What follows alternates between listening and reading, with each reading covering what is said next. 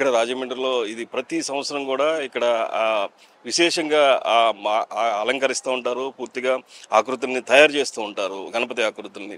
ఇక మరోవైపు చూసుకుంటే అసలు గణేష్ ఉత్సవ కమిటీ ఏం చేస్తున్నారు ఇదంతా కూడా చూస్తుంటే చాలా ప్రతి విగ్రహాన్ని వినాయకుడి బొమ్మను కొలువు కూడా ఏర్పాటు చేశారు. చాలా ఆకట్టుకుంటుంది. ప్రజలందరూ కూడా అత్యధిక సంఖ్యలో వచ్చి ఇక్కడ దర్శించుకుంటున్నారు. ఈ నేపథ్యంలో అసలు బొమ్మల కొలువు యొక్క ఉద్దేశం ఏంటి, అసలు ఇదేంటి అనే అంశాన్ని మనం గణేష్ ఉత్సవ కమిటీ సభ్యులను తెలుసుకుందాం రండి.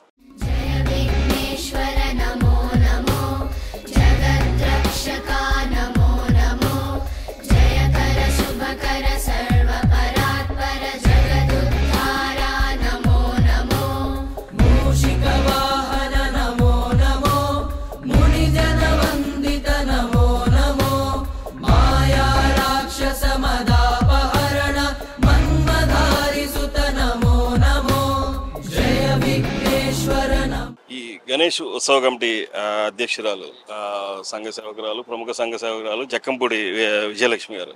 అమ్మ నమస్కారం. ఏంటి అసలు ఈ సృష్టి గణపతి యొక్క ముఖ్య ఉద్దేశం ఏంటి?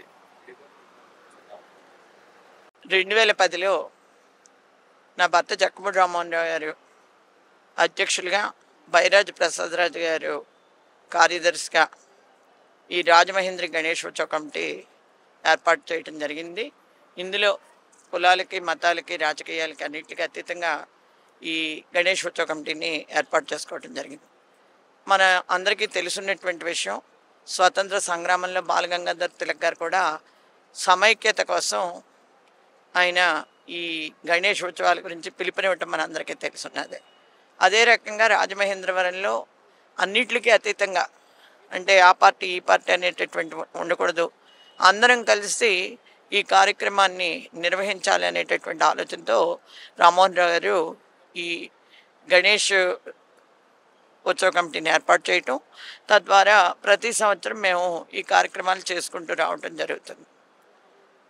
2010 నుంచి కూడా మనం చేసేటటువంటి గణపతి ఎవరైనా సరే ఆ గణపతి ప్రజలకి ఆయన్ని దేనితోటైతే, ఏ పదార్థంతో అయితే చేసామో ఆ పదార్థాన్ని వితరణ చేయటం జరుగుతుంది ఎప్పుడు కూడా. ఒక సంవత్సరం మనం కళాలతో విద్యా గణపతిని చేసాం. అదేవిధంగా ఒక సంవత్సరం గాజులతో సౌభాగ్య గణపతిని చేయటం జరిగింది. ఇంకొక సంవత్సరం కాయిన్తో చింతామణి గణపతిని చేయటం జరిగింది. అదే రకంగా ఒక సంవత్సరం నెమలి పించాలతో మయూర గణపతిని చేయటం జరిగింది. ఇలాగా డిఫరెంట్ కాన్సెప్ట్స్తో ఒక సంవత్సరం కలిశాలతోటి గణపతిని చేశారు. అది మలియూరు మహాగణపతి లేదా విష్ణు గణపతి అని చెప్పేసి ఆయన్ని ఇక్కడ ఏర్పాటు చేయటం జరిగింది. ప్రతి సంవత్సరం చేసేటటువంటి ఏ గణపతినైనా ప్రజలకు వితరణ చేయటం జరుగుతుంది. అదే కాన్సెప్ట్ తోటి ఈ సంవత్సరం ఇక్కడ సృష్టి గణపతిని పసుపు కుంకుమలతోటి ఏర్పాటు చేయటం జరిగింది. సాధారణంగా మహిళలకి మంగళ చిహ్నాలైనటువంటి పసుపు, కుంకుమ, పూలు, గాజులు, మంగళసూత్రం ఇవన్నీ కూడా మనం మాంగళ్యానికి ముఖ్యమైనటువంటి వస్తువులుగా మనం భావించడం జరుగుతుంది. అందుచేత ఈ సంవత్సరం ప్రతి ఒక్కరూ సంతోషంగా ఉండాలనేటటువంటి ఆలోచనతో ఈ పసుపు కుంకుమతో గణపతిని ఏర్పాటు చేసి అది అందరికీ కూడా వితరణ చేయాలి. ప్రతి కుటుంబం సంతోషంగా ఉండాలి. ఇక్కడ నుంచి ఈ గణేష్ యొక్క ఏదైతే ఆయన నుంచి మనం ఆయన తయారు చేసుకొచ్చామో ఆ పదార్థం ప్రతి ఇంటికి చేరాలి అనేటటువంటి ఆలోచనతో చేయటం జరిగింది. అదేవిధంగా ఒక 2-3 సంవత్సరాలు ఇక్కడ కంటిన్యూషన్గా 6,000 కేజీల దగ్గర నుంచి 7,000 కేజీల వరకు లడ్డు పెట్టడం జరిగింది. ఆ laddu Guinness book of world records కూడా వెళ్ళటం జరిగింది. ఆ లడ్డు మా రికార్డ్ని, మా రాజమహేంద్ర గణేష్ ఉత్సవ కమిటీ తన రికార్డ్ని తనే బ్రేక్ చేసుకోవడం జరిగింది అనేటువంటి విషయం కూడా సంతోషంగా తెలియజేస్తున్నాం. ఇవాళ ఇక్కడ సృష్టి గణపతిని ఏర్పాటు చేస్తాం. ఒక్క విషయం, ఎందుకంటే సృష్టి గణపతి అది కూడా సౌభాగ్యానికి ప్రతీక అయినటువంటి పసుపు కుంకుమ, ఓన్లీ పసుపు కుంకుమతోనే చేశారా? ఈ చేసిన వ్యక్తి పేరేంటి? పవన్ కుమార్ అని చెప్పేసి మన కాకినాడ రూరల్లో ఉంటాడు. అతను చాలా కాలంగా మా కుటుంబంతో సన్నిహితంగా ఉండే వ్యక్తి. అతని ద్వారా నేను చాలా ఆర్ట్లు కూడా వేయించడం జరిగింది. అదే ఇదితోటి ప్రతి సంవత్సరం అతను ఏంటంటే ఇక్కడ గణపతిని తయారు చేయడం ద్వారా తనకి మేలు జరుగుతుంది అనేటటువంటి ఉద్దేశంతో ప్రతి సంవత్సరం గణపతి నవరాత్రులకి ఒక 10 రోజుల ముందు వచ్చి మేము ఏదైతే పదార్థంతో ఇక్కడ గణపతిని చేయమన్నామో ఆ గణపతి విగ్రహాన్ని తనతోటి ఉన్నటువంటి ఒక 10 మంది 20 మంది సభ్యుల్ని తీసుకొచ్చి తయారు చేసి వెళ్ళటం జరుగుతుంది. అంటే గణపతితో పాటు కుమారస్వామి కూడా ఉన్నారు. అటువైపు ఎవరున్నారు ఏంటి అసలు? అంటే దీనికి సంబంధించి సృష్టి గణపతికి సంబంధించి ఇక్కడ కొన్ని వివరాలు చెప్పవలసినటువంటి అవసరం ఉంది. ఎందుకంటే ఈయనకి సంబంధించినటువంటి విషయాలు బ్రహ్మ వైవర్తన పురాణంలో ఉన్నాయి. ముఖ్యంగా చెప్పాలి అంటే బ్రహ్మ వైవర్తన పురాణంలో 4 కాండాలు ఉన్నాయి. అందులో 4 కాండాల్లోనూ గణేష్ కాండం 3వ కాండం. అంటే మొదటి కాండం బ్రహ్మకాండం, రెండోదేమో ప్రకృతి కాండం, మూడోది గణేష్ కాండం, 4వది కృష్ణ జన్మ కాండం. మనకి ఈ గణేష్ కాండంలో 46 అధ్యాయాలు ఉంటే 46 అధ్యాయాల్లో 8వ అధ్యాయంలో మనకు దీనికి సంబంధించినటువంటి ప్రస్తావన ఉంది. ఏంటంటే పార్వతీదేవి ధ్యానం చేస్తుంది. ధ్యానం చేస్తున్నప్పుడు పార్వతీదేవికి కృష్ణుడు ఆవిడ ధ్యానంలో కనిపించడం జరుగుతుంది. విష్ణుమూర్తి కనిపించినప్పుడు ఆయన యొక్క సమ్మోహన రూపానికి చాలా ఆనందపడింది, ముగ్ధురాలయ్యి ఆవిడ ఏమనుకుంటుందంటే నాకు ఈయన అంశతోటి ఒక కొడుకు జన్మిస్తే బాగుంటుంది అని చెప్పేసి ఆలోచన చేస్తుంది. అందుకు ఆవిడ ఒక పసుముద్దను కూడా తయారు చేసినటువంటి కథను కూడా మనం వింటూ ఉంటాం. కృష్ణ అంశతోటి, ఎందుకంటే వాళ్ళ దేవతలు అయోనిజులు, ఖచ్చితంగా వాళ్ళకి అనుకున్నది కోరుకున్నది సంభవించడం జరుగుతుంది, దొరకటం జరుగుతుంది. మంచి అందమైనటువంటి పుత్రుడు కృష్ణుడు అంశతోటి ఆవిడకి జన్మించడం జరిగింది. అయితే ఆ బిడ్డను చూసి అందరూ కూడా ఇంత అందగాడు అనుకుంటున్నారు. ముక్కోడు దేవతలు వచ్చి ఆశీర్వదిస్తున్నారు, ఆయనకి ఎన్నో రకాలైనటువంటి వరాలు ఇస్తున్నారు. అయితే నవగ్రహాలు కూడా రావటం జరిగింది ఆ బిడ్డను ఆస్వాదించడానికి.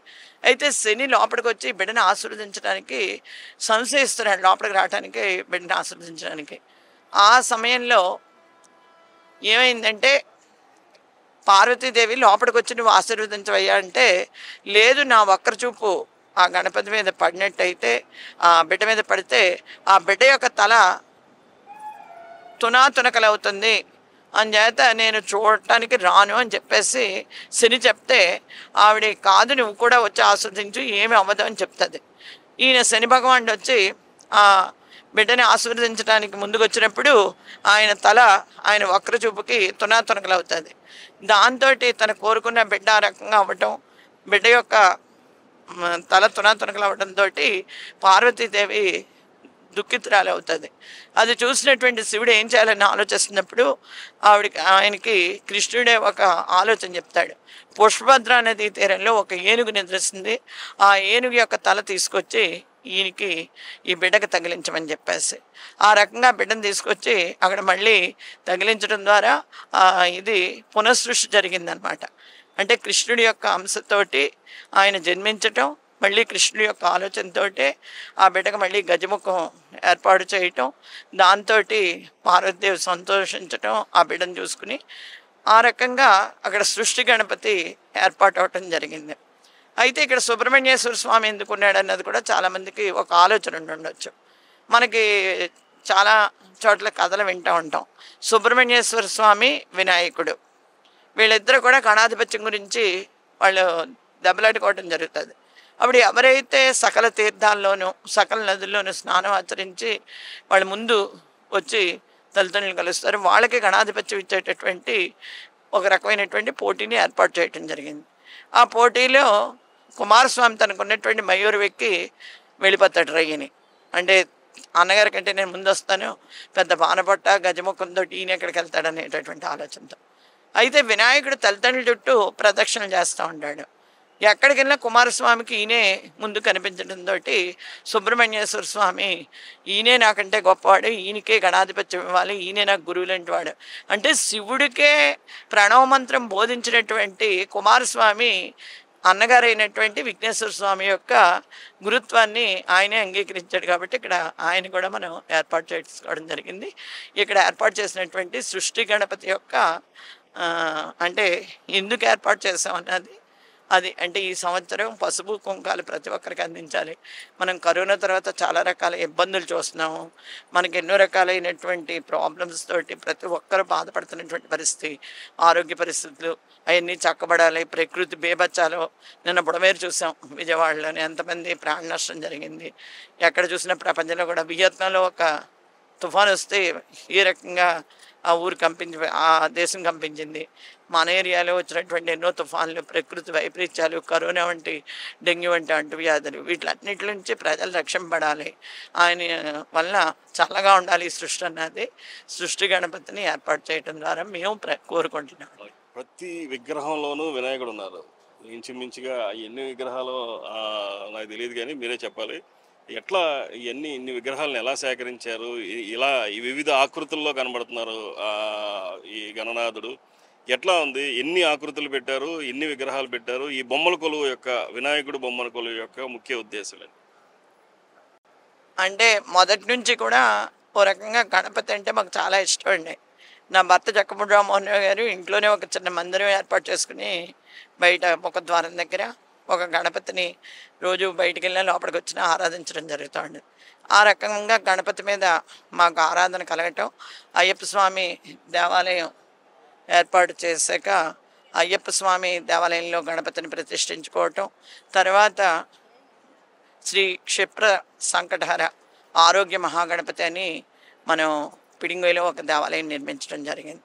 అయితే మన ఆలోచన ఏంటంటే ఎక్కడ చూసినా గణపతి కనిపించాలి. అనంతరూపుడైన ఆయన యొక్క రూపాలు ప్రతి ఒక్క చోట కనిపించాలి అనేటటువంటి ఆలోచనతో మనం ఈ గణపతి యొక్క రూపాలని సేకరించుకోవడం జరిగిందనమాట.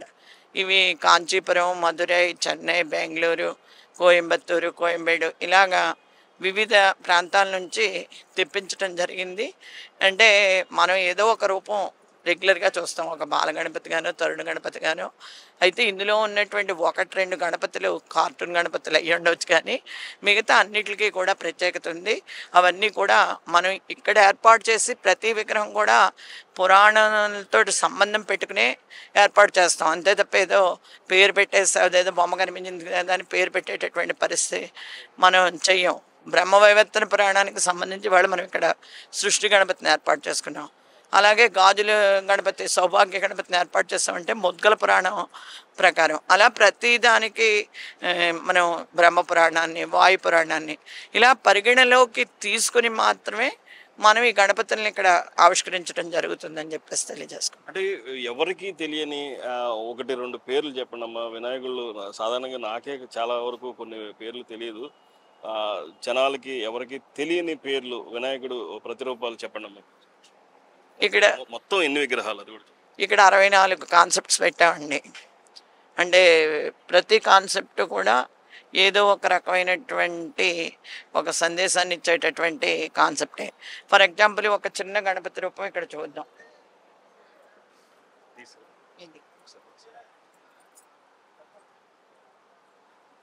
ఇది చిచ్చక్తి గణపతి. ఓకే.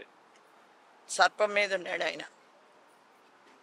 దీనికి కారణం ఇది చిచ్చక్తి గణపతి అయినా దానికి విషయం ఏంటంటే క్షీరసాగర మదనం జరిగేటప్పుడు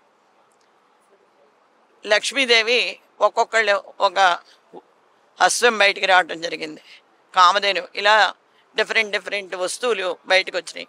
అవి దేవతలు ఒక్కొక్కళ్ళు ఒక్కొక్క రకం తీసుకున్నారు, రాక్షసులు కొన్ని ఇది చేయటం జరిగింది. అయితే లక్ష్మీదేవి వచ్చినప్పుడు ఆవిడ యొక్క అందాన్ని చూసి అబ్బాయి ఎంత బాగుందో, ఈవిడ నాకుంటే బాగుంటుందని గణపతి ఆలోచన చేయటం జరిగింది. దానికి గణపతి అందరి దేవతల కంటే బాగా మొండివాడండి, అందరికంటే మొండివాడు. అందుచేత నాకు లక్ష్మీదేవిని నాకే ఇవ్వండి అని పట్టుబడితే ప్రతి ఒక్కళ్ళు చెప్తారు కరెక్ట్ కాదది. సుబ్రహ్మణ్యేశ్వర స్వామి తమ్ముడు కూడా చెప్తాడు, మేనత్త వరుస తల్లితోటి సమానం అని చెప్పి. అయినా నాకే కావాలంటాడు గణపతి. అటువంటి సమయంలో వ్యవహారం ఏంటంటే ఎవరు ఆ గొడవను తీర్చలేకపోతున్నారు, మొత్తం అంతా గందరగోళం అయిపోతుంది అక్కడ. ఆ పరిస్థితుల్లో దీనికి పరిష్కారం ఒకే ఒక్క వ్యక్తి చూపించగలడు అని చెప్పి శివుడి దగ్గరికి వెళ్ళారు దేవతలందరూ కలిపి. ఇదేదో వినాశనానికి దారితీస్తుంది, మనం అందరం ఇబ్బంది పడేటటువంటి పరిస్థితి వస్తుందని శివుడి దగ్గరికి వెళ్ళినప్పుడు శివుడు ఆయన నా వల్ల కాదు ఇది, ఒక శక్తే వాళ్ళిద్దరిని ఆపగలదు, వాళ్ళిద్దరి మీద అమితమైన ప్రేమ చూపిస్తుంది, వాళ్ళిద్దరిని ఆవిడే ఆపగలదని చెప్పి శక్తి దగ్గరికి పంపిస్తాడు. అప్పుడు ఆవిడ అనుకుంటుంది, ఈ లోకాలు తల్లడిల్లుతున్నాయి, నేను ధ్యానంలో ఉన్నాను, కానీ ఈయన పంపించేయడం అంటే ఖచ్చితంగా ఇది నా మీదకి నెట్టివేసాడు ఏదో రకంగా వీళ్ళిద్దరి మధ్యన ఇది చేయమని. అప్పుడు ఆవిడ, నేను నీకేమవుతాను ఇవన్నీ చెప్పుకొచ్చి తల్లి వరసలన్నీ, వావి వరసలన్నీ ప్రముఖంగా కావాల్సినవి కదా, తల్లి వరస, అక్క వరస, చెల్లి వరస అని ఆ వరసలన్నీ చెప్పి అక్కడ గణపతిని శాంతింపపరిచి ఆవిడ సుబ్రహ్మణ్యేశ్వరుడు ఆయన దెబ్బలాడుకోకుండా అక్కడికి వచ్చి ఆ ప్లేస్కి నా కొడుకులు ఇద్దరు దెబ్బలాడుకుంటున్నారని, ఇద్దరు కొడుకుల మధ్యన గొడవ జరుగుతుంటే తల్లి ఓర్చుకోలేదురా బాబు అని చెప్పి వాళ్ళిద్దరి మధ్యన ఆ వైరం తీర్చి లక్ష్మీదేవి నీకు కాదు విష్ణుమూర్తికే చెందుతుందని ఆవిడ విడదీసింది ఆ గొడవని. ఈయన సుబ్రహ్మణ్యేశ్వర స్వామి వినాయకుడు. అదే రకంగా ఈ ఈ విగ్రహం చూసారనుకోండి, భోజన ప్రియుడైన మన అందరికీ తెలుసు, మోదక ప్రియుడని చెప్పేసి చెప్పుకుంటున్నాం. అలాగే ఆ రోజున ఉండ్రాళ్ళు, కొడువులు, క్షీరాన్నం ఇవన్నీ మనం గుడాన్నం ఇవన్నీ పెడతాం. అందుచేత ఆ విగ్రహం కాన్సెప్ట్ అది మోదక ప్రియుడు అన్నది. ఆయన వాహనం చూసాం ఎలుక. ఈ సృష్టిలో ప్రతి వస్తువు, ప్రతి జీవి కూడా విలువైందని చెప్పేసి చెప్పడానికి ఉపయోగించింది. ముఖ్యంగా గరిక ప్రియుడు ఆయన. అంటే సృష్టిలో ఉన్నటువంటి ఎంత అనల్పమైనటువంటి వస్తువునైనా కూడా గొప్పగా చూపించగలిగేది మనం గణపతి దగ్గర అనేది వాస్తవమైనటువంటి విషయం. అన్ని ఆకృతులు కవర్ అయిపోయినాయేమో మొత్తం. చాలా వరకు కవర్ అయినాయండి. నెక్స్ట్ ఇయర్కి 108 చేద్దాం వీటిని అన్నది మా కాన్సెప్ట్ అండి. ఆల్ ది బెస్ట్ అమ్మా. ఎందుకంటే ఇంతమంది గణనాథుల్ని ఒక్కసారి చూడడం అనేది భక్తులందరికీ కూడా చాలా విశేషంగా ఆకట్టుకుంటుంది. పూర్తిగా రాజమహేంద్రవరంలో గణేష్ ఉత్సవ కమిటీకి మాత్రమే ఇది సాధ్యమైందనే చెప్పుకోవాలి. ఎందుకంటే మనం ఎక్కడా కూడా చూసి ఉండకపోవచ్చు. ఇలాగా ఒక విగ్రహాన్ని పసుపు కుంకుమతో తయారు చేయించడం ఒక ఎత్తు అయితే, 64 ఆకృతులతో ఆ విగ్రహాలను సేకరించడం అనేది, అది కూడా ప్రపంచవ్యాప్తంగా వివిధ ప్రదేశాల నుంచి పనిగట్టుకొని రప్పించడం. 1-2 కార్టూన్ విగ్రహాలు అయినా సరే మిగిలినవన్నీ కూడా ఒక్కొక్క విగ్రహానికి ఒక్కొక్క హిస్టరీ ఉందని చెప్పేసి గణేశోత్సవ కమిటీ అధ్యక్షురాలు జక్కంపూడి విజయలక్ష్మి గారు చెప్తున్నారు. మరి వచ్చే సంవత్సరం 108 ఆకృతులతో చేస్తారని అంటున్నారు. వారి సంకల్పానికి ఆ వరసిద్ధి వినాయకుడు ప్రశంసించాలని, ఖచ్చితంగా అది సాకారం అవ్వాలని మనం కూడా కోరుకుందాం. కెమెరా పర్సన్ ధర్మేంద్రతో మోహన్, ఐ డ్రీమ్స్, రాజమండ్రి నుంచి.